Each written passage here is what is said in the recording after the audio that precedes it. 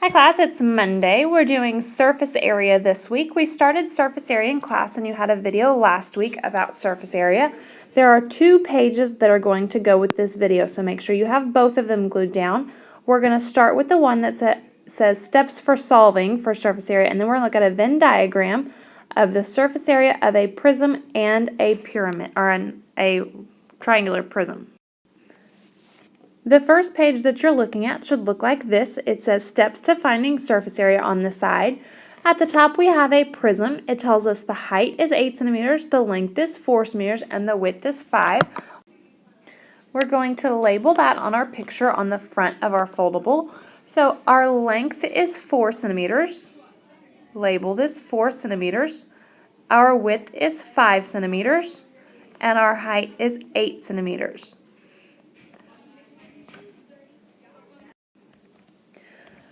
Under the first tab, we're going to turn over the one that says name, the shape, and the base. The shape that we are dealing with is a rectangular prism. The base of this is a rectangle. So the first thing we do when we solve our surface area problems, we're going to name the shape. This is a rectangular prism. There are different kinds of prisms, and the name is always named by the base. So the base of this has to be a rectangle. Under the next tab, our second step when we are finding surface area, step 2, is to decide if we're finding total surface area or lateral surface area. Unless the problem tells us that we're finding lateral surface area, we always assume we are finding the total surface area. And we're looking for different formulas. Remember, total surface area is all the faces of our prism or cylinder. Lateral surface area would be all the faces excluding the top and the bottom, or the 2 bases. Now we're going to choose our formula. For this, we're going to use the surface area of a prism is equal to pH plus 2b. Remember, the capital P stands for the perimeter of the base, and capital B stands for the area of the base. So we're going to look at these and find our perimeter and our bases. You've written the formula underneath the third step. In our figure, our base is the bottom. It was 4 centimeters long and 5 centimeters wide. So the area of the base, big B means area of the base, the area of that rectangle would have to be 20 square centimeters. The perimeter of that rectangle, that's the base, we're going to add up all 4 sides on the base, would be 4 plus 5 plus 4 plus 5, and 4 plus 5 plus 4 plus 5 would give us a total of 18 centimeters for our perimeter. So before we do anything else, we choose our formula. If we're doing total surface area, we do surface area equals the perimeter times the height plus 2 times the area of the base. The area of the base for this is 20 centimeters, and the perimeter of the base for this rectangular prism is 18 centimeters. Our fourth step is to plug in our numbers. We have our formula, S equals pH plus 2b. We're going to plug in 18 for the perimeter of that base. The height of the prism is 8. That's the distance between the 2 bases. Then we add 2 times the area of the base. We have 2 of them because we have a base on top and bottom. They're both parallel and congruent. So our fourth step is to plug in our numbers. And the last thing we're going to do is to solve and label. So we started by naming our shape. Then we decided if we're finding total or lateral. We wrote down our formula. We plug in our numbers. Now we're going to solve. When we solve, we find that 18 times 8 is 144. 20 times 2 is 40. When we combine our lateral faces and our 2 bases, we get 144 centimeters squared. Now, the reason it is squared is because we're finding area. Anytime we're finding the area of something, that's a 2-dimensional measurement, so our units will be squared, not cubed like volume. These would be squared because we're talking about area. All right, taking a look at your next foldable, we're going to find how are triangular and rectangular prisms related. Remember that the name of a prism is named for its base, so our first one is a rectangular prism because the base is a rectangle. I want you to shade on the front of your picture the base of this rectangular prism.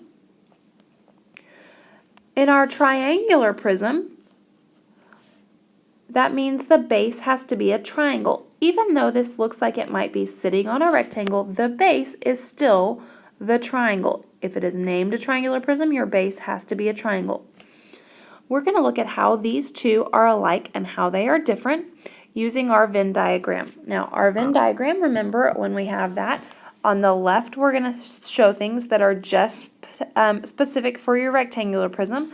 On the right, we're going to be specific for our triangular prism, and then in the middle, we're going to show how they're alike and how they are different. Okay, lifting up the first tab for our rectangular prism, we see that the base is a rectangle. Write that underneath this tab. They've given us all the necessary information. They gave us our length, our width, and our height. Those are the things we need to know to find the surface area of this prism. Remember, surface area is the area of each of the faces. And we're going to solve this together. You are writing this down.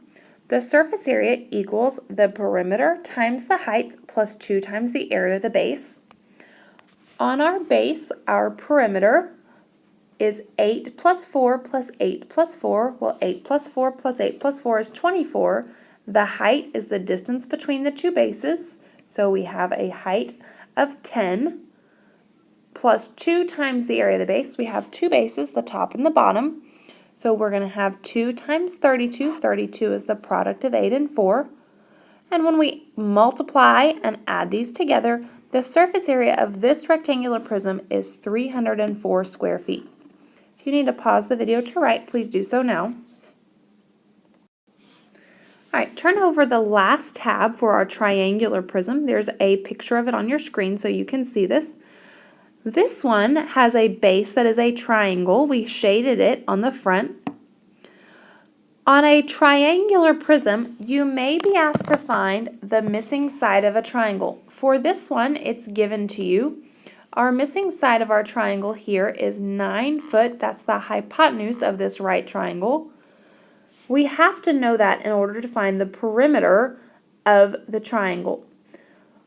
Remember, we can use Pythagorean theorem if we're given right triangles to find that missing side if it is not given to us. So for this, when we have our perimeter in our formula, it's the perimeter of the triangle. The perimeter is 8 plus 4. This side is parallel to the one that I colored red, so it has a side length of 9. So 8 plus 4 plus 9 gives us a perimeter of 21. The height of this is the same height as our prism. Remember that the height is the distance between the two bases. So the height of this prism is 10 feet. And then we have plus 2 times the area of the base. In a triangle, if our base is a triangle, remember that area of the base is base times height divided by 2. Now, for a triangle, when we have little b and little h, those are talking about specifically the parts of the triangle. So in our triangle, the bottom of our triangle is 4, the height of our triangle is 8. That h is not talking about the height of the prism. So 4 times 8 divided by 2, 4 times 8 is 32, 32 divided by 2 is 16. That's how we get big B in our formula. Big B is the area of the base. You have to use the formula for area of a triangle.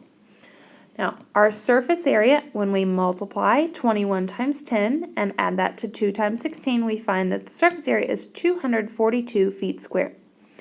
Our rectangular prism and triangular prism had the same dimensions. They still had the same length, width, and height, but this was a triangular prism and not a rectangular prism.